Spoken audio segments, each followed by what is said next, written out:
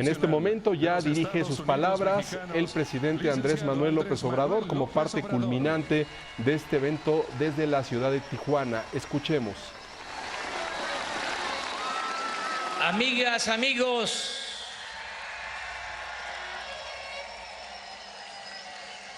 de Tijuana, de Baja California, de México y de Estados Unidos, representantes del Poder Legislativo, ciudadanos gobernadores, gobernadora, jefa de gobierno, servidores públicos, municipales, estatales y federales, representantes de comunidades indígenas, de campesinos, obreros, Carlos Salazar, representante, presidente del Consejo Coordinador Empresarial,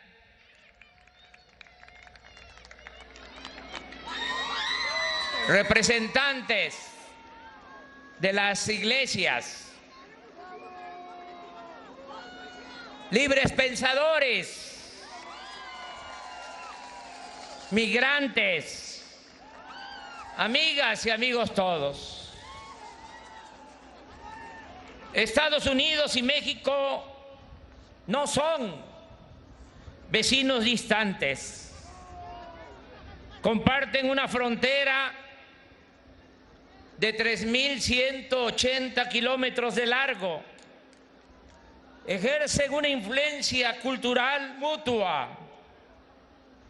Y las historias nacionales de nuestros países están entrelazadas en numerosos episodios de hostilidad, pero también de cooperación y entendimiento.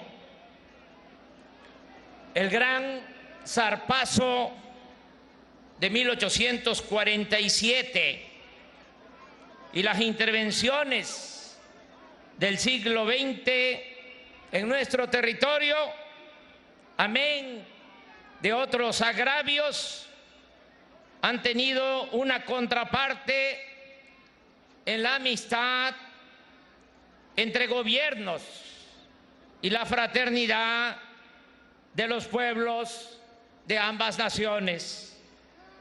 Por ejemplo,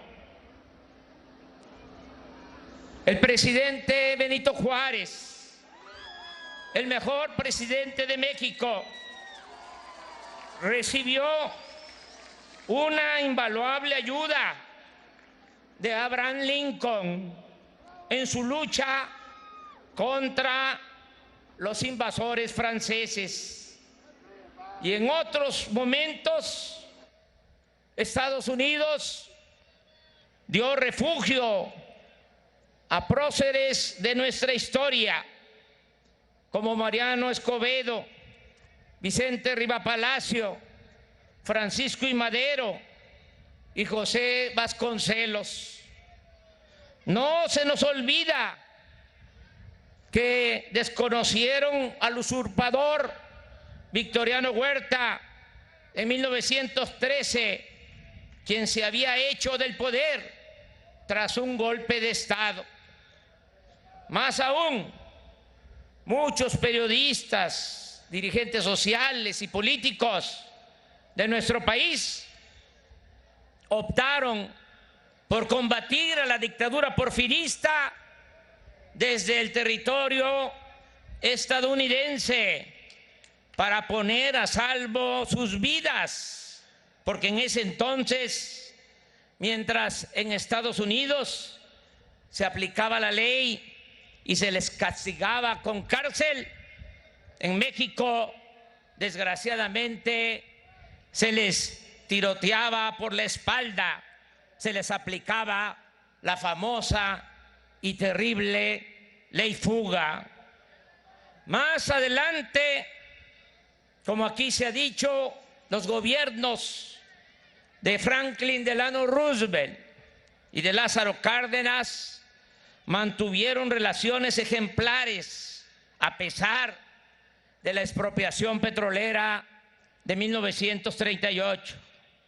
Unos años después, México peleó al lado de Estados Unidos en la Segunda Guerra Mundial, no solo con los aviadores heroicos mexicanos del Escuadrón 201 que combatieron en el Pacífico, sino también enviando en ese entonces al país vecino a trabajadores braceros que contribuyeron a garantizar la producción de alimentos y materias primas en Estados Unidos. A mediados del siglo pasado, la tecnología y los bienes de capital procedentes de nuestros vecinos del norte fueron fundamentales para el proceso de industrialización impulsado en nuestro país. Hacia los años de 1960 dieron comienzo los programas para el desarrollo de la frontera norte, con el apoyo progresivo, comercial, bilateral, con el crecimiento de nuestra economía y del mercado interno. Las empresas de Estados Unidos encontraron una atractiva zona de inversión en nuestro país y casi todas las grandes corporaciones establecieron filiales en nuestras ciudades. En 1993, ambos países, además de Canadá, firmaron el Tratado de Libre Comercio de América del Norte, con lo que se constituyó uno de los principales bloques económicos del mundo. En consecuencia, en 1995, el gobierno de Washington otorgó un apoyo financiero extraordinario para superar la crisis económica, la devaluación del peso, la crisis financiera que se presentó al concluir la administración de Carlos Salinas e iniciar la de Ernesto Zedillo.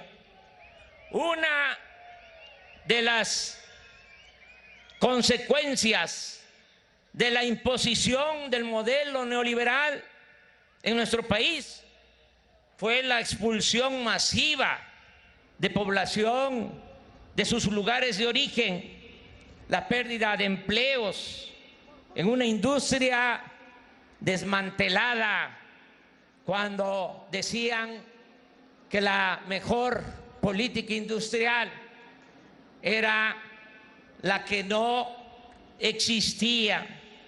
Y con ello, con el abandono de las actividades productivas en el campo, en la ciudad, creció el flujo de refugiados económicos y como nunca tuvieron que irse a buscar la vida del otro lado de la frontera millones de mexicanos, millones de compatriotas nuestros cruzaron el río Bravo en busca de subsistencia económica y de mejores horizontes de vida, y hubieron de enfrentar la discriminación, los atropellos y la persecución policial.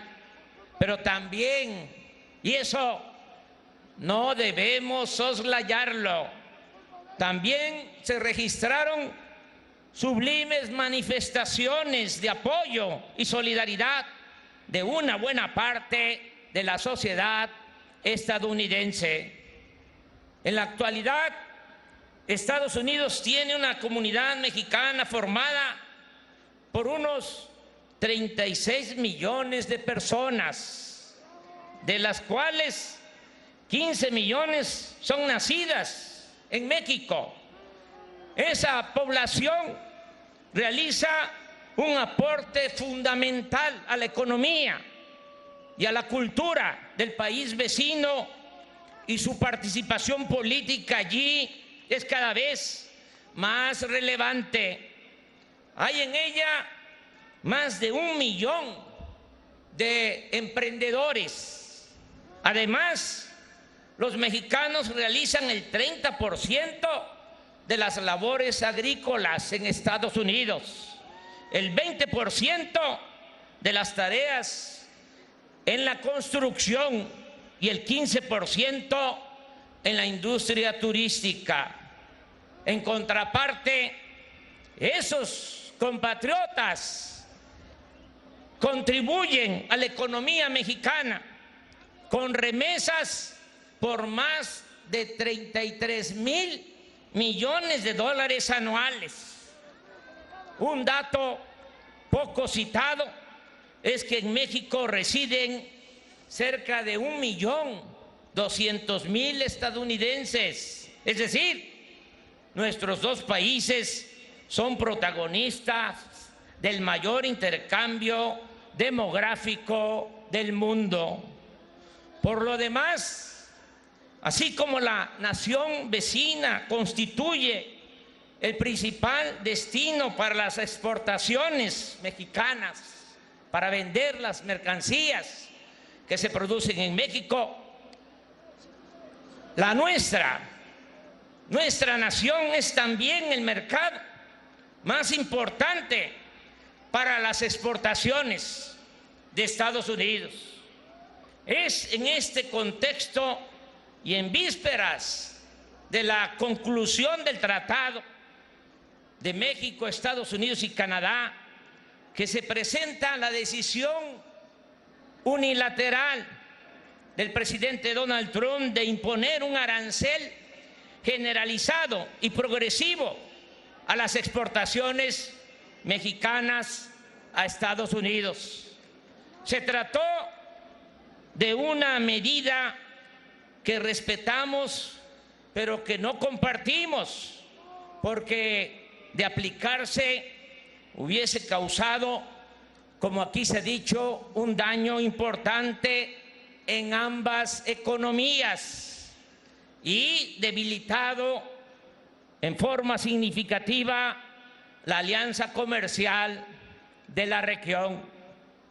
Por fortuna, desde el principio hicimos propuestas al gobierno estadounidense para resolver de fondo el fenómeno migratorio, y eso contribuyó mucho en las intensas negociaciones que se celebraron en Washington. También abonó para llegar al acuerdo de ayer la decidida postura de mantener una política de respeto y buena vecindad con el gobierno de Estados Unidos y de fraternidad con su población. Aprovechamos aquí en Tijuana para decirle al pueblo estadounidense una vez más que no abrigamos ni abrigaremos intención alguna de perjudicarlo y que estamos resueltos a colaborar con él en todos los ámbitos, especialmente ante la preocupación que suscita el crecimiento del flujo migratorio hacia su país. Asimismo, acudimos a su comprensión porque el fenómeno migratorio no surge de la nada, es originado por las carencias materiales y la inseguridad en los países centroamericanos y en sectores y regiones marginadas de México, en donde hay seres humanos que necesitan emprender todo un peregrinar para mitigar su hambre y su pobreza o para preservar sus vidas. Hemos expresado que resolveremos el fenómeno migratorio atacando sus causas profundas, es decir, mediante el impulso al desarrollo y a la construcción del bienestar y la paz. Y en México ya lo estamos haciendo, pero para aplicar esta propuesta en las naciones de Centroamérica y del Caribe, es indispensable el concurso de Estados Unidos, de Canadá y de otros países desarrollados. Quiero mencionar un dato conmovedor. De los 521,000 migrantes que ingresaron a nuestro país por la frontera sur en el curso de este año, con la intención de llegar a Estados Unidos, 159,395 son menores de edad y 43,875 niñas y niños viajaron solos. Es claro que ante esta amarga realidad, esta amarga y dolorosa realidad, no se puede enfrentar la solución solo a cerrar fronteras o a utilizar medidas coercitivas. Lo más eficaz y lo más humano es enfrentar el fenómeno migratorio combatiendo la falta de oportunidades de empleo y la pobreza para lograr que la migración sea opcional, no forzada. En consecuencia, reafirmamos nuestro compromiso de contribuir a evitar que los migrantes atraviesen el territorio nacional para alcanzar el de Estados Unidos, pero jamás lo haremos violando los derechos humanos de los viajeros, empezando por el principal de los derechos humanos, el derecho a vivir libres de miseria, el derecho a la vida. Bajo este criterio que sostendremos siempre, será injusto el que se pretenda castigar a México por proponer un alto a la migración mediante el impulso al bienestar y la seguridad en sus puntos de origen y por procurar la fraternidad entre las sociedades y los pueblos. Celebramos el importante acuerdo de ayer porque se nos estaba colocando en una situación muy difícil, muy incómoda, la de tener que aplicar a ciertas mercancías de Estados Unidos las mismas medidas, restricciones comerciales similares a las que se iban a imponer a las exportaciones mexicanas. Confieso que como persona, como ciudadano, rechazo los actos de represalia y la ley del talión. Soy un pacifista convencido, inspirado en los ejemplos de Gandhi, de Martin Luther King, de Nelson Mandela. Sin embargo,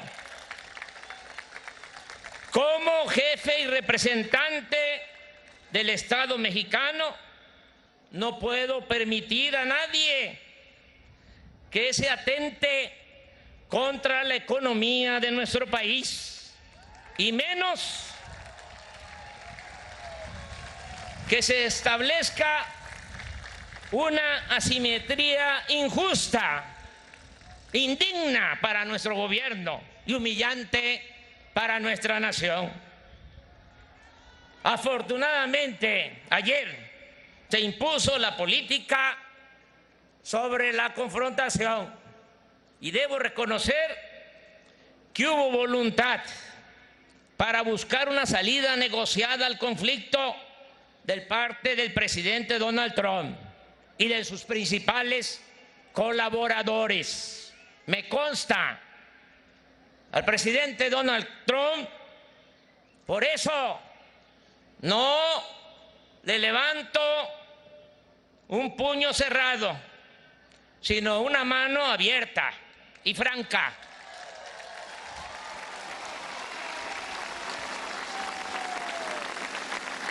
Y reiteramos nuestra disposición a la amistad, al diálogo y a la colaboración.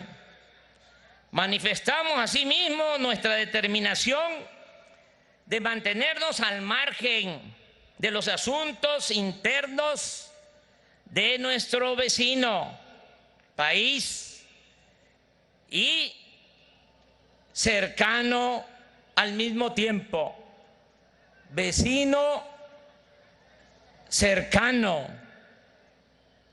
Estados Unidos, en congruencia con nuestra política de principios, de no intervención, de autodeterminación de los pueblos, de que no haya injerencia extranjera en las decisiones que solo competen a la soberanía de nuestro pueblo.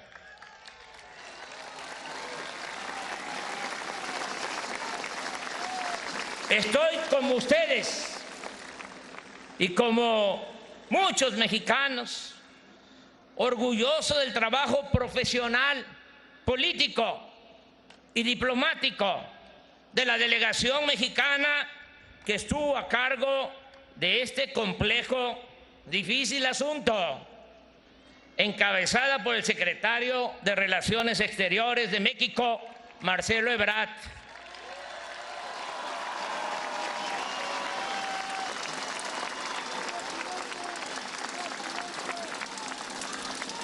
Como él mismo lo expresó, es sencillo de comprender.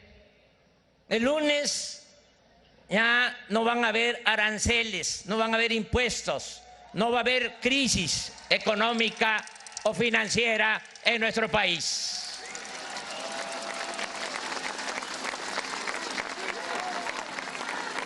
Agradezco también la solidaridad del pueblo de México, de los mexicanos. El pueblo de México es mucha pieza.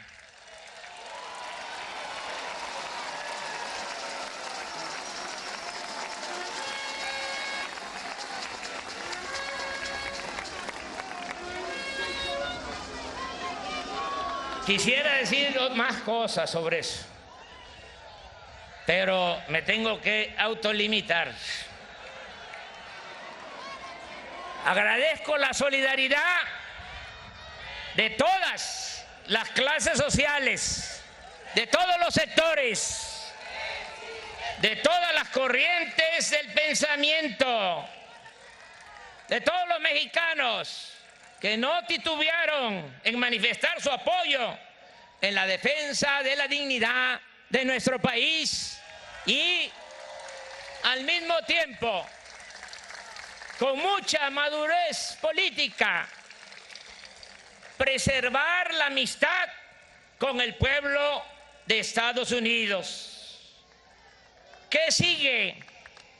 Cumplir puntualmente los compromisos. Los compromisos se cumplen.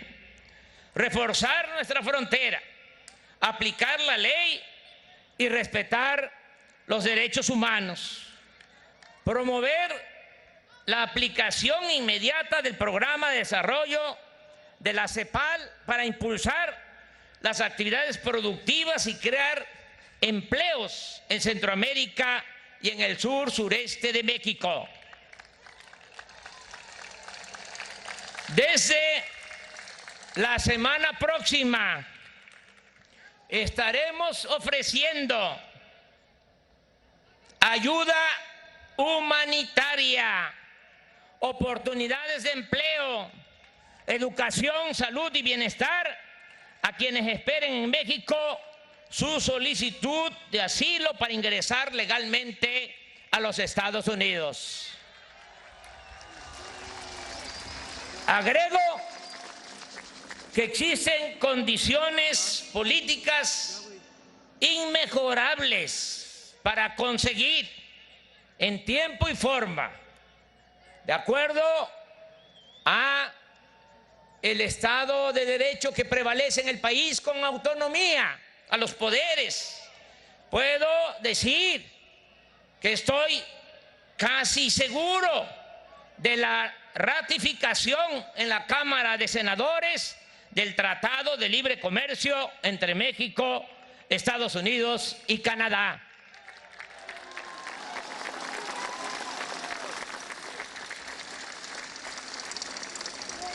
Amigas y amigos, voy, como lo he hecho durante muchos años, a recorrer los municipios de Baja California. Ahora son nuestros anfitriones, son los que nos permitieron llevar a cabo aquí donde comienza nuestra patria este acto de unidad. Para eso fue esta convocatoria. De nueva cuenta agradezco a todos los sectores, representantes del pueblo de México, por su apoyo, por su solidaridad. Le agradezco mucho a los medios de comunicación de nuestro país, que a pesar de que podamos tener diferencias, porque vivimos en un país libre y aspiramos a construir una democracia, no una dictadura, y tiene que garantizarse siempre el derecho a disentir. A pesar de diferencias, los medios de información en nuestro país se portaron a la altura de las circunstancias. Amigas y amigos, como todos lo sabemos, esto es de dominio público. México es un país con muchas riquezas naturales, con un pueblo noble y trabajador. Tenemos la herencia de grandes civilizaciones y de culturas practicantes de una ética social extraordinaria, que nos han dejado el hábito, así nos han heredado el hábito del trabajo. Los mejores trabajadores en Estados Unidos son los mexicanos.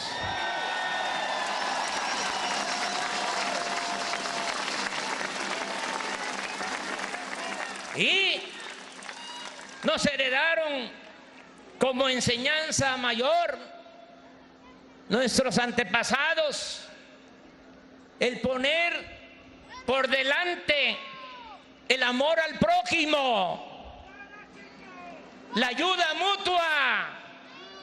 ¿De dónde viene lo de la ayuda mutua? De los pueblos originarios, de las comunidades indígenas. Viene de lejos, del México profundo.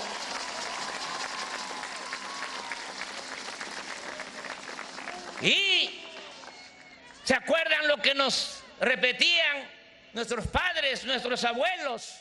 Lo que se decía en los pueblos, corría de voz, de boca en boca.